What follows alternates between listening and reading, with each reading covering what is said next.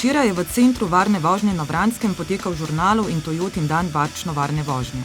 V tekmovalnem delu se je borilo 30 varčnih voznikov in 16 parov varčnih voznikov. Zaenkrat lahko rečem, da so kar dosti previdni.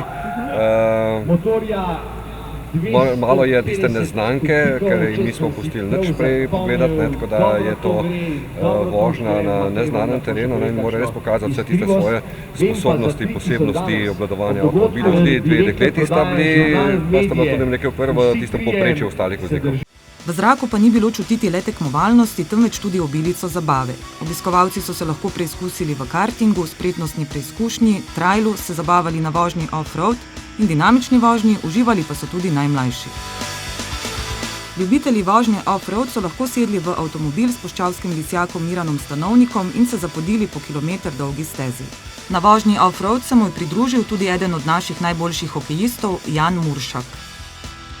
Za dodaten dvig adrenalina je poskrbel priznani dirkač Andrej Jereb, ki je premierno predstavil Toyoto GT86 in obiskovalcem v dinamičnem krogu prikazal vse kvalitete te nove športne zverine.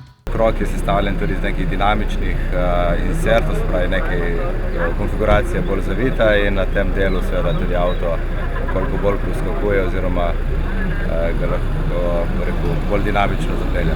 Žurnalovega in Toyotinega dneva varčno varne vožnje sta se udeležila tudi ambasador Toyote Dejan Zavec in Tanja Žagar. Ta je obiskovalce razveselila s kratkim koncertom, po katerem se je z veseljem zapeljala s kartom.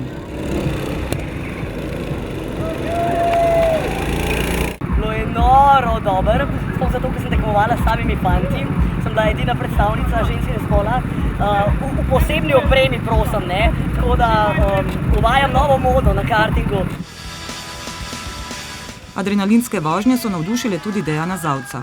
Jaz bom rekel, da adrenalin je vsekakor tista stvar, katera me nekako pritegne in jaz bom rekel, da sem že imel priložnost uživati z Andrejem v hitrostni oziroma da je prikazal, kaj pravzaprav pomeni uživati v hitri in varni vožnji. Zabavnim dnevom v znamenju ozaveščanja o varni in varčni vožnji je bil zadovoljen tudi direktor Toyote Slovenija Gregor Mavko. Danes organizira dogodek, avtomobilistični dogodek, kjer vidimo, da je udeležba več kot 1000 ljudi, je zares dober dosežek in zelo zadovoljen sem sam.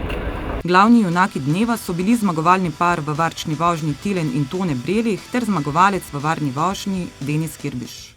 Ja, ne, v bistvu je dosti odvisno sicer nekaj tudi sreče, no? Od prometa, ne, nekaj večjih problemov na cesti, ampak načeloma že od nekdaj vozim avto na varčen način. Povejte mi, tudi drugačko varno vozite ali samo danes na poligonu? Kdaj, odvisno. Včasih si damo malo duška, ne, saj smo še mladi, ampak načeloma se probam držati tega načela bolj varno kot drugače.